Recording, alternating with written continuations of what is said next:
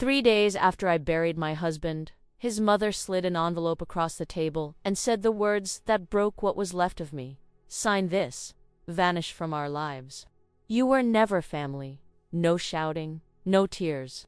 Just Navarra Finch looking at me like I was already a ghost. Corvin nodded in agreement. Redon stared at his phone, bored. They wanted me erased. But right there, in the house I helped build with my bare hands, I smiled inside. Because Evander had left them a final gift. Something called Exhibit C. Before this story goes any further, every word you're about to hear was chosen by a human being, written slowly, felt before it was typed. Some stories carry too much weight to be told carelessly. This is one of them. My name is Calypsa, and I want you to understand something about me before I tell you what happened. I was never the kind of woman who needed to be seen. I grew up with music and movement. My mother ran a small dance studio out of a converted garage in a quiet corner of western Pennsylvania, and I spent my childhood learning that discipline was its own language, one spoken through posture, through timing, through the precise angle of a wrist held just so. I wasn't a prodigy. I was something more useful than that. I was patient. I could see the structure beneath a thing, the bones of it, the logic that made it stand or collapse. I carried that way of seeing into every room I ever entered. When I was 26, I met Evander at a fundraiser for a regional arts program. He was wearing a charcoal suit and laughing too loudly at something a city councilman had said. I remember thinking, he needs someone to organize that laugh. I was not wrong. We were married 14 months later, in a small ceremony on a Tuesday morning because neither of us saw any reason to make theater of it. Evander was electric. I don't say that with resentment, I say it with complete accuracy. He walked into rooms and rooms rearranged themselves around him. He remembered names, birthdays, the subtle preferences of clients he had met once 3 years prior. People trusted him on instinct, the way you trust a handshake that lands exactly right. He was built for the front of the stage. I was built for everything that made the stage possible. Our company, Crow Strategy Partners, began as a consulting firm specializing in operational restructuring for mid-sized regional businesses. Evander brought in the clients. I figured out what was actually wrong with them and how to fix it.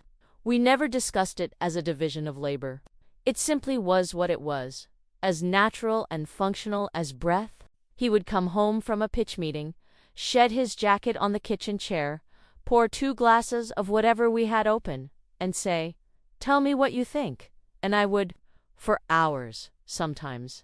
The kitchen table was our real boardroom. In between, I ran the Noir Academy of Ballet, a small studio I had built from nothing in the industrial edge of our city, a neighborhood that smelled of cold concrete and river water. 47 students at our peak. Recitals held in a repurposed warehouse with temporary risers and fairy lights we strung ourselves. It was mine in a way that nothing else was, not even the marriage. And I loved it with the specific tenderness you reserve for things you built with your body as much as your mind. The Crow family knew me as Evander's wife. That was enough for them. Navarra, his mother, had made her position clear within the first year, not through cruelty. Exactly, but through the particular coldness of someone who has already decided what you are and has no interest in new information. She spoke to me in full sentences but never finished them when I was in the room. She asked about the academy the way people ask about a hobby, with that small, patient smile that says, "How sweet that you have something to keep you busy." Corvin, Evander's father, was a tall man slowly becoming furniture. He nodded at whatever Navarra indicated. He had once been something, I think. There were photos in the hallway of a younger, sharper-eyed version of him, but decades of agreement had worn the edges off until only the silhouette remained. And then there was Redon, Evander's younger brother. Redon, who had an MBA from a school he mentioned within the first 4 minutes of any conversation. Redon, who had worked for Crow Strategy Partners for 2 years before quietly being redirected to a subsidiary role. A decision Evander had made on a Sunday evening after I showed him 3/4 of revenue analysis and simply said, He's costing us more than he's producing. Reedon, who had never forgiven either of us for something he was never told had happened. The funeral was gray. It rained, but not dramatically. A thin, exhausted drizzle that soaked through my coat collar and sat cold against my neck for the entire service. I stood at the graveside and felt nothing that resembled what grief is supposed to feel like. I felt instead like I had misplaced something enormous and could not yet remember what it was. The feeling of a word you absolutely know but cannot locate. I did not cry in front of the Crow family. This I would later understand. They interpreted as confirmation of everything they had always suspected about me. 3 days later, Navarra called a meeting at the family home. She used the word family when she phoned me. She used it again at the door when she let me in, guiding me to the dining room table with one hand at my back. The way you direct someone you are about to disappoint. The envelope was already on the table when I sat down. A glass of water I had not asked for sat beside it. She didn't preamble. She never did. We've had our attorneys review everything, she said. The company situation is complex, but manageable. What matters now is clarity. For everyone. She slid the envelope toward me. This is a separation agreement. You sign, we ensure you're taken care of modestly, and we all move forward. Corvin nodded. Reedon was already scrolling. I looked at the envelope. I looked at Navarra's face. That same patient, pre-decided expression. And I thought of Evander sitting across from me at the kitchen table, 2 glasses of wine between us, saying, "Whatever happens, Callie, I took care of it. Don't be afraid of them." I had not known what he meant then. I had assumed it was grief talking. The language of a man who knew he was running out of time and could not stand the thought of leaving me unprepared. I had held his hand and nodded and told him I wasn't afraid. I wasn't lying. I picked up the envelope. I did not open it. I set it back down in front of her. "I'll have my attorney review this," I said. The silence that followed had texture. Navarra's jaw tightened by exactly 2 millimeters. Corvin looked at his hands. Reedon finally looked up from his phone. "Before I tell you what happened next, I want to ask you something. Where are you watching this from right now? What city, what country, what corner of the world found you tonight with this story? Drop it in the comments below. I mean that genuinely. I want to know who is here with me for this. Because what I found inside that envelope and what I found waiting for me at my attorney's office 2 days later, in a sealed package Evander had left with instructions not to open until after his death, changed everything. They had a name for it in the paperwork. 3 pages of legal architecture so precise it could only have been built by a man who loved someone completely and had absolutely no intention of leaving her unprotected. They called it Exhibit C. I want to tell you what Crow Strategy Partners actually was, not the version on the website. Not the version Evander delivered in conference rooms with that easy, disarming smile, but the real version. The one that lived in spreadsheets open past midnight, in margin notes written in my handwriting on the backs of client intake forms. In the quiet hours between the academy's last rehearsal and the moment Evander came home still buzzing from whatever room he had just lit up. The company restructured failing businesses. That was the simple version. A regional manufacturer hemorrhaging money through outdated supply chain contracts. We fixed it. A family-owned logistics firm bleeding talent because no one had bothered to examine their compensation structure in 11 years. We fixed that too. A mid-size healthcare administration group that had grown faster than its internal systems could support and was quietly drowning in its own inefficiency. Evander walked in, shook every hand in the room, and I had already written the diagnostic before the introductory meeting ended. I was never in those meetings. That was the agreement, and it was mine as much as his. I had no appetite for the performance of expertise. I wanted the problem. I wanted the numbers and the org charts and the contracts, and I wanted to sit with them alone until the answer became obvious. Evander called it my superpower. I called it patience. Most people, I had learned, stopped looking before the picture fully developed. What this meant in practice was that the clients of Crow Strategy Partners knew Evander's face, his voice, his particular brand of confident warmth. They did not know my name. They had never seen me.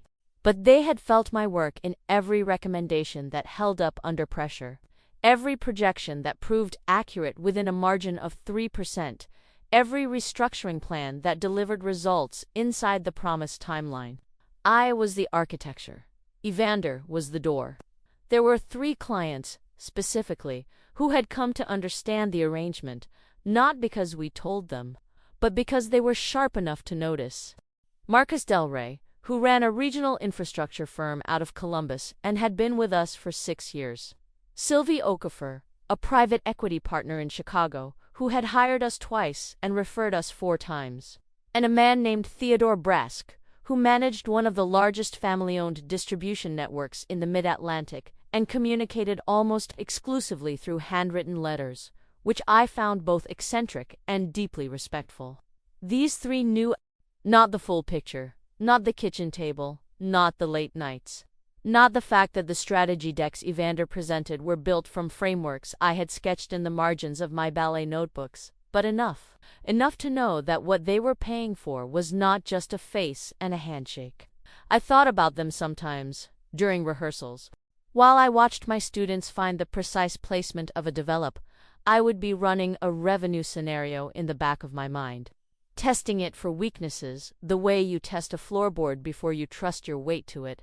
The academy and the company existed in me simultaneously, in separate chambers that never quite sealed off from each other. I did not experience this as conflict. I experienced it as the specific fullness of a life that was actually being used. The Crow family saw none of this. What they saw was a woman who ran a small dance school and attended company dinners on Evander's arm. Navarra had once referred to me, within earshot, as decorative. She had not meant it cruelly, which was almost worse. She had meant it as simple description. The way you might describe a piece of furniture that serves no structural purpose but occupies space adequately. Redden's resentment was louder and more specific. He had joined Crow Strategy Partners for years into our marriage, arriving with his MBA and a set of assumptions so complete there was no room in them for actual observation. He was quick, I will give him that, quick to speak, quick to present, quick to claim credit for conclusions he had arrived at second. What he was not was deep. He could identify a problem in the time it took most people to recognize one existed. What he could not do was sit with it long enough to understand what was actually underneath. I had watched him, during the 2 years he worked with us, grow increasingly confused by the gap between his own confidence and his results. He never located the source of that gap. Some people never do. When Evander redirected him to the subsidiary role, Redden accepted it in the way people accept things they intend to reverse, with surface compliance and complete internal refusal. He left the main company and spent the next several years building a version of events in which he had been edged out by Evander's favoritism, by politics, by forces that had nothing to do with his own limitations. By the time Evander became ill, Redden had been nurturing that story for long enough that it had grown roots. I did not know Evander was ill until he chose to tell me, which was 4 months before he died. By then, he had already known for 8. The diagnosis was a glioblastoma, an aggressive brain tumor, the kind that does not negotiate. His oncologist had given him a range. Evander had absorbed the range, thanked the doctor, driven home, and sat in the driveway for 45 minutes before coming inside.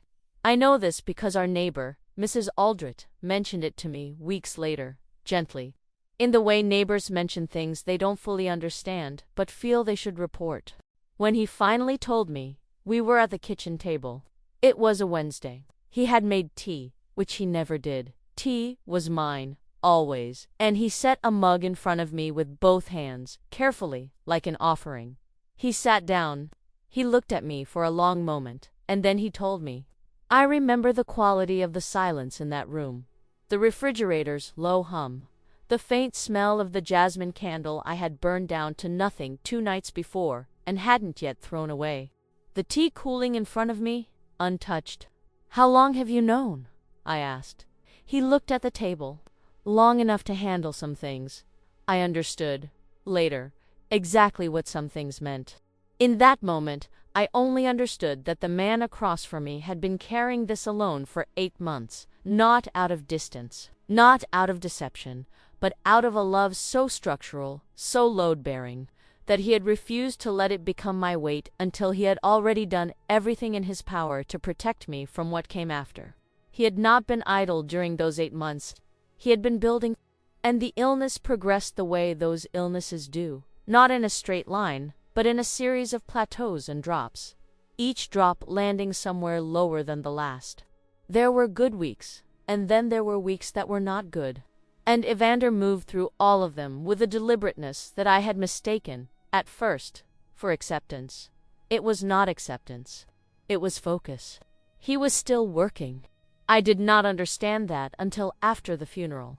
After Navarra's envelope, after I sat in my attorney's office with a sealed package in my hands and a document inside it that began with 3 words in Evander's handwriting, for Calypsa, always. He had not told anyone he was dying. Not Navarra, not Corvin, not Reedon, who would have immediately begun positioning himself for what came after. He had told only me. And he had spent every remaining hour of his clarity making sure that what they thought they would inherit was already, irrevocably, somewhere they could not reach. The package was 9 inches wide and 12 inches tall, cream-colored, sealed with red wax, not decorative, just functional, the way Evander did everything that mattered.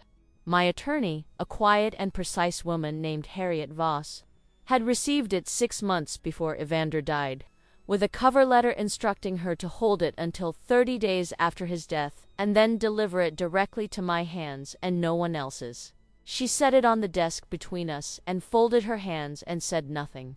That was one of the things I valued most about Harriet. She understood when silence was the most useful thing in the room. I broke the wax with my thumb. I opened it slowly. The way you open something you already sense will rearrange you. The first page was a letter. His handwriting, that slightly compressed, left-leaning script I had spent 15 years reading off grocery lists and legal pads and the backs of meeting agendas. He had written it by hand, which meant he had written it during a good week, when his grip was still reliable. I could tell by the evenness of the lines that he had been calm when he wrote it. Present, himself, Callie, it began. If you're reading this, I finished what I started. I need you to go through what follows slowly. All of it. And I need you to understand that every piece of it was done legally, deliberately, and with people who knew exactly what they were witnessing. You are protected. Not as a favor, because it was always yours. I set the letter down on Harriet's desk and breathed for a moment. Then I kept reading. The first document behind the letter was a deed transfer, our home, the one I had spent 3 years renovating room by room, the one with the kitchen table where every real decision had ever been made. Evander had transferred full title into my name alone 11 months prior. Sole ownership, no contingencies. The transfer had been notarized, filed, and recorded with the county. It was done so quietly, so correctly, that there was nothing to contest. Not a signature out of place, not a procedural gap anywhere in the chain. He had not asked me. He had simply done it. The way he did things he considered already resolved. I sat with that for a long moment. The house where I had hung every piece of art, stripped every floor, chosen every fixture, he had looked at all of it and understood, perhaps better than I had, that it was not ours in the abstract sense. It was mine in the specific, physical, irreplaceable sense. And he had made the paperwork match the truth. That was the first thing Evander understood that most people never do. That the greatest act of love is not the feeling, it is the filing. It is the deliberate, unglamorous work of making sure the person you love is protected, not just while you are alive to protect them, but in every legal document that will outlast you. The second item in the package was an LLC operating agreement. The Nor Ballet Company, a name I had never heard spoken aloud, because it had never existed until Evander created it, was registered in my name as sole member and managing director. It had been established 8 months prior, the same week he received his diagnosis. Fully funded through a directed transfer from a trust account he had structured specifically for this purpose. The funding was not enormous, but it was real, enough to cover 2 years of operating costs. Studio lease, equipment, instructor salaries, a modest administrative staff, enough to open the doors and keep them open while I found my footing. He had not asked me whether I wanted it.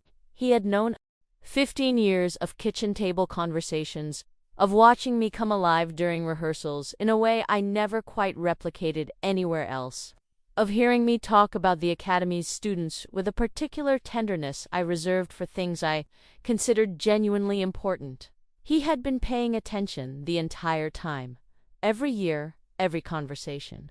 And when he understood his time was finite, the first thing he had done was make sure my dream had a legal structure, a bank account, and a name.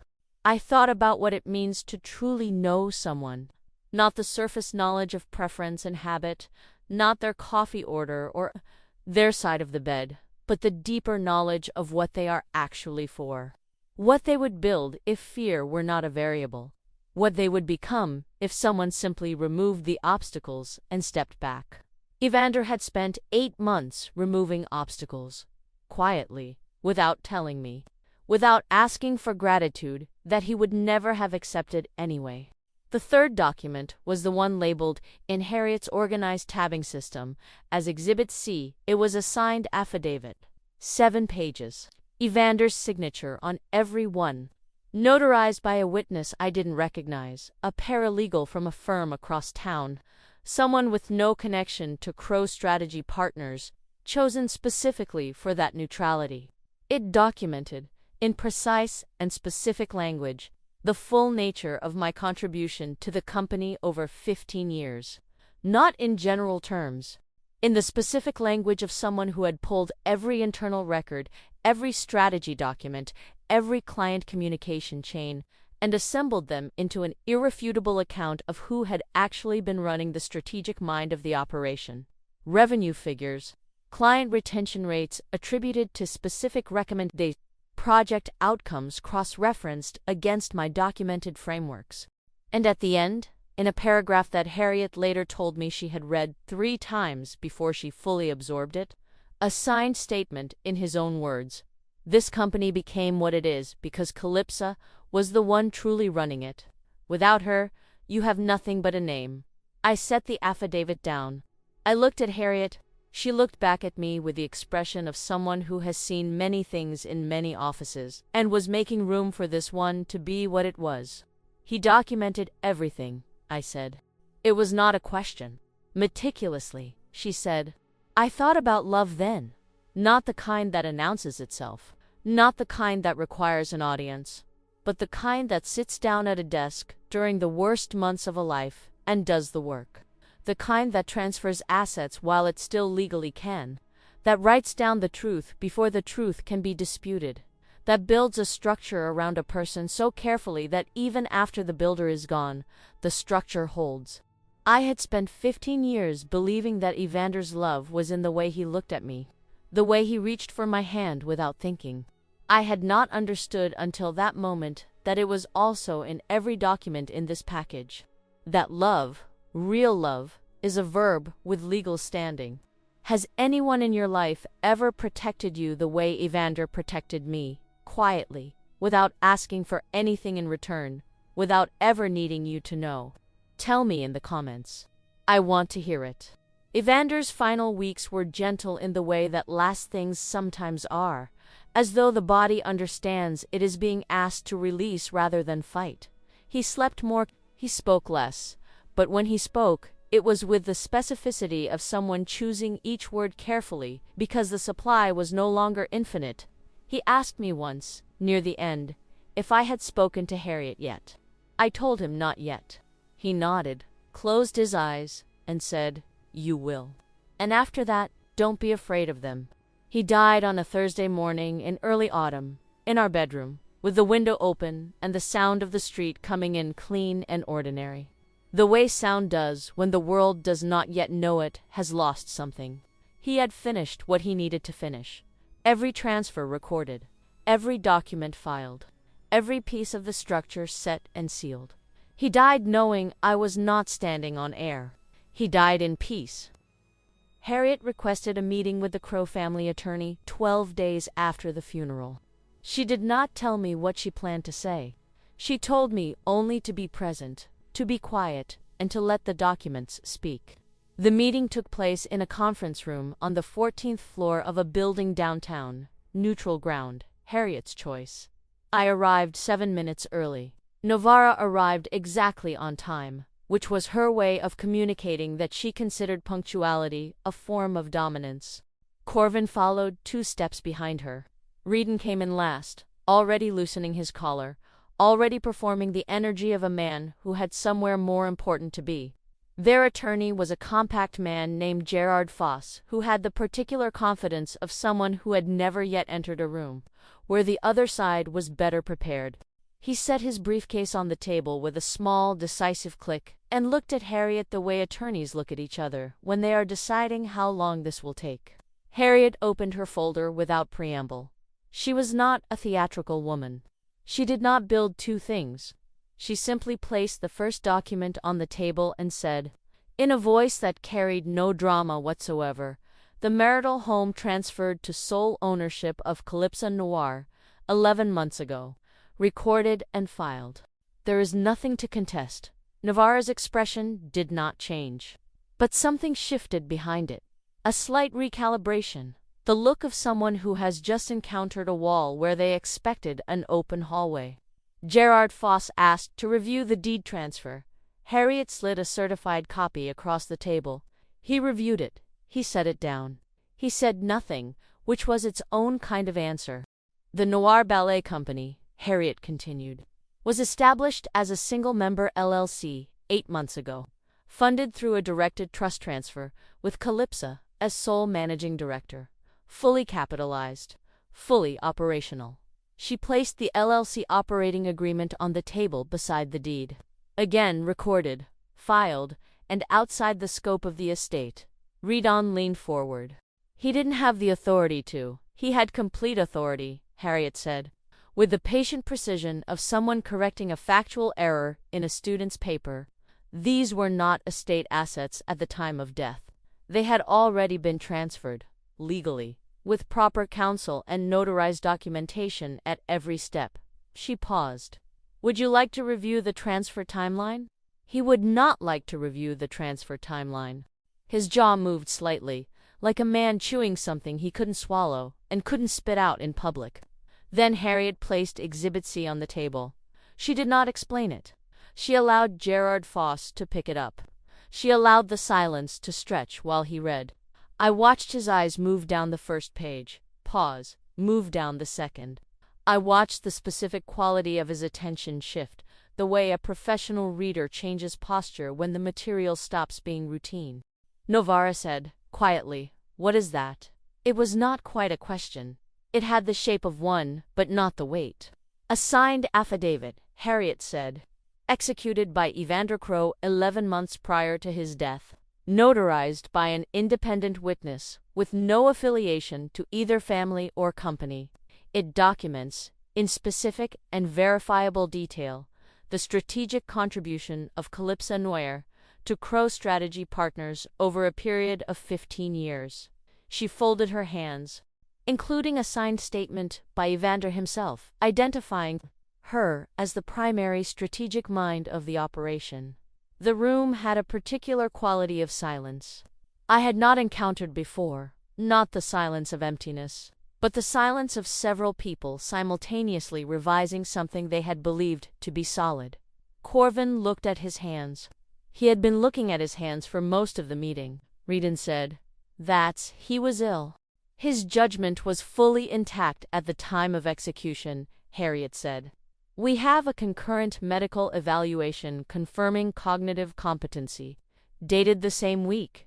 She slid that document across as well, unhurried. We anticipated that concern. I said nothing. I had said nothing for 40 minutes. I sat with my hands in my lap and watched the room absorb what Evander had built, and I felt something that was not triumph. It was quieter than triumph, and more permanent. It was the feeling of a truth that had always existed finally being visible to everyone in the room at the same time. The Crow family left with their attorney after another 20 minutes of questions that Harriet answered with documents. Every question had a document. Evander had understood that the only way to protect me from people who would dispute everything was to make everything undisputable. What happened next? I did not orchestrate. I want to be precise about that. I made no calls. I sent no emails. I did not brief anyone or coordinate any response or do anything beyond what I have already described. What happened was simpler than strategy. The major clients of Crow Strategy Partners, the ones who had spent years working with what they believed was Evander Crow's mind and had slowly, correctly understood that the mind they were actually relying on belonged to someone they had never officially met, learned that I had been removed from any association with the company. The information traveled the way information travels in professional circles, through a sentence dropped in a phone call, through a question asked at lunch that received an evasive answer, through the specific unease of people who have trusted something for years, suddenly being unable to locate what they were trusting. Marcus Del Rey sent a contract termination notice to Crow Strategy Partners 14 days after the funeral. It cited a standard clause about material changes in service personnel. His assistant called Harriet's office the same afternoon to ask for my direct contact information. Sylvie Okafor followed 8 days later. Her termination letter was 2 sentences. Professional. Complete. Her personal note to me, which arrived separately and which I have kept, was 4 paragraphs. Theodore Brask, who communicated by hand, sent a letter that arrived 3 weeks after the funeral in his characteristic cream envelope with the neat block lettering. He terminated the contract in the first paragraph. In the second he wrote, "I have known for some time that you were the reason our work together was worth what we paid for it. I am sorry for your loss. I hope you build something worthy of what you are." I folded that letter and put it in the same drawer as Evander. Reedon attempted to salvage the situation. He reached out personally to every major client. He prepared presentations. He scheduled calls. He deployed every tool in his considerable arsenal of surface competence and discovered, one conversation at a time, that what the clients had valued was not a presentation style or a firm name. It was a specific quality of thinking they could no longer locate anywhere inside Crow Strategy Partners, because it had never lived there in the first place. It had lived in me, and I was gone. He could not reverse it. There was no version of the pitch that addressed what was actually missing, because addressing it would have required acknowledging what Exhibit C had already documented, that without me, they had nothing but a name. The last major contract terminated on a Tuesday afternoon in November, 61 days after the funeral. I was in the new studio space when Harriet called to tell me. The floors were being refinished. The smell of sawdust and varnish was thick in the air. I was standing in the center of what would become the main rehearsal room, measuring the sight lines from the back wall to the mirror. And my phone rang, and Harriet said, "That's the last one." I thanked her. I hung up. I stood in the sawdust and the afternoon light coming through the high windows, and I felt the specific weight of something completed. Not won, not avenged, but completed. The way a proof feels when the final line resolves. I had not said a single word to a single client. I had not needed to. Evander had known I wouldn't need to. He had known that the truth, properly documented and then simply released, would do what truth does when it finally has room to move. Do you think the Crows ever understood what they actually lost? Or did they spend the years that followed blaming the market, the economy, the clients, everyone and everything except the choice they made at that dining room table? Tell me what you think. The company did not collapse dramatically.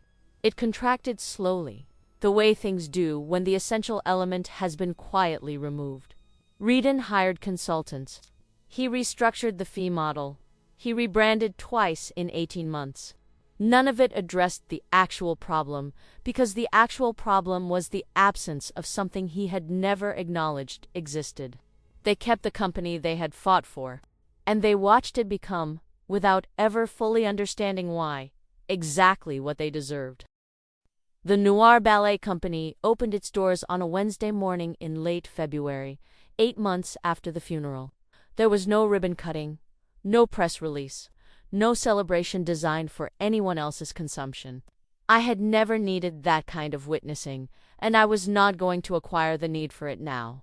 What there was, the smell of fresh paint and rosin, the particular resonance of a wood floor that had been properly sprung, that slight give underfoot that dancers recognize instantly, the way a musician recognizes a well-tuned instrument before a single note is played.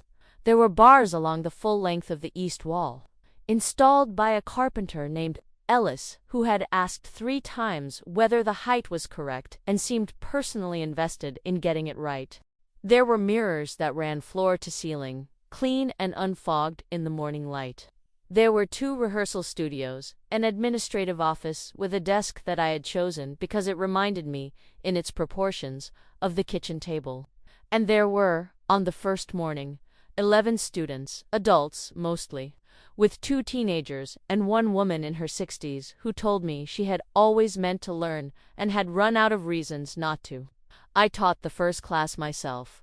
I had not stood at the front of a room like that in years. The academy had grown to the point where I supervised more than I instructed, managed more than I moved. But that morning I stood at the bar and called first position and felt something unlock in my chest that I had not realized was locked. The body remembers what it has practiced. The discipline I had learned as a child in my mother's converted garage was still there, stored in my spine and my shoulders and the placement of my feet, patient as ever, waiting to be used again. Afterward, when the students had gone, I sat on the floor of the main studio with my back against the mirror and the February light coming in low and silver through the west windows. I was not thinking about the Crow family. I want to be honest about that, because it would be a tidier story if I had sat there composing some final thought about justice or vindication. I was not. I was thinking about Evander, about the particular way he had of tilting his head when he was listening, really listening, not waiting for his turn to speak, but genuinely receiving what was being said. About the kitchen table, about tea made with both hands. Grief does not resolve. I had learned that in the months since the funeral, it does not move from one side of a ledger to the other and balance out. It simply changes shape over time, becomes something you carry differently, not lighter, exactly, but more familiar, more integrated, less like a wound and more like a scar that pulls slightly when the weather changes. I had stopped expecting it to become something else and had started learning to live with its actual texture. What I understood now, sitting on that floor, was that Evander's final act of love had not been the documents. The documents were the mechanism. The act itself was simpler and larger than that. He had looked at my life clearly, without the distortion of his own preferences or his family's opinions or the convenient story that I was content with the background, and he had seen what I actually was and what I actually needed. And then he had used every remaining hour of his clarity to build it for me. That is the thing about toxic families, and I say this not with bitterness, but with the calm of someone who has stood on the other side of it and looked back. They do not destroy you with open cruelty. Usually, open cruelty is visible. It can be named and documented and walked away from. What they do instead is quieter and more corrosive. They decide early and completely that you have no value. They construct a story in which you are peripheral, decorative, temporary, and they repeat that story so consistently, in so many small ways, for so many years, that the danger is not that they will convince the room, it is that they will convince you. Navarra had never screamed at me. She had never made a scene. She had simply looked at me, for 15 years, with the expression of someone waiting for me to understand that I did not quite belong. And there had been moments, quiet moments, late at night, in the space between one thought and the next, when I had almost believed her. Evander had known about those moments, I think, the way people who love you deeply know the things you have never said out loud. And Exhibit C was, Among everything else, it was legally and financially his answer to them. A signed, notarized, irrefutable answer to every moment I had ever almost believed the story they were telling about me. This company became what it is because Calypsa was the one truly running it. Without her, you have nothing but a name. The Crows had kept the name. They had kept the office, the letterhead, the incorporated entity with its 15-year reputation. They had kept everything they thought mattered and discarded the one thing that did. And they had watched the structure stand for a little while on the strength of its history, and then settle, and then quietly become something no one called anymore. I do not know what Navarra thinks about now, in the evenings. I do not know whether Reedon has found another story to explain his outcomes, or whether he has ever sat still long enough to look at the actual one. I do not know whether Corvin ever looked up from his hands. I found, over time, that I did not need to know. My life had no room in it for conclusions about theirs. My life had a sprung wood floor, and 11 students on a Wednesday morning, and a desk that reminded me of a kitchen table. I opened the second class to new enrollment the following month. By spring, I had 34 students. By the following autumn, I had a waiting list. By the end of the second year, I had hired 2 additional instructors and was scouting a second location. I did not move fast. I moved with the deliberateness of someone who has learned the hard way that the most important structures are the ones built slowly, with attention to every joint and seam. I thought of Evander often during that period of building, not with the raw grief of the early months, but with something that felt more like conversation. I would encounter a decision I wasn't sure about and find myself tilting my head slightly, the way he used to, as though listening for something. Sometimes the answer arrived. Sometimes I made the decision anyway and learned from it the way you learn from most things, imperfectly and usefully. The ballet company was mine in every sense the word can carry. Built on a foundation Evander had laid with the full force of his love and his legal precision, and his refusal to leave me standing on air. Mine in my hands and my history and my mother's converted garage and every year I had spent in the background choosing to trust that the work was enough. It was enough. It had always been enough. I had simply needed someone to make sure the paperwork said so. Toxic families do not destroy you with open cruelty. They destroy you when they believe you have no value and discover too late that you were the one holding everything together. I did not celebrate their collapse. I did not mark it or commemorate it or allow it more than a passing acknowledgement. It was not my story. My story was here, in this room, in this light, in the sound of a floor that gives slightly underfoot, in the faces of people who came to learn something difficult and beautiful because they had finally decided they deserved to. I had decided the same thing. They demanded I vanish. Exhibit C made sure they were the ones who disappeared.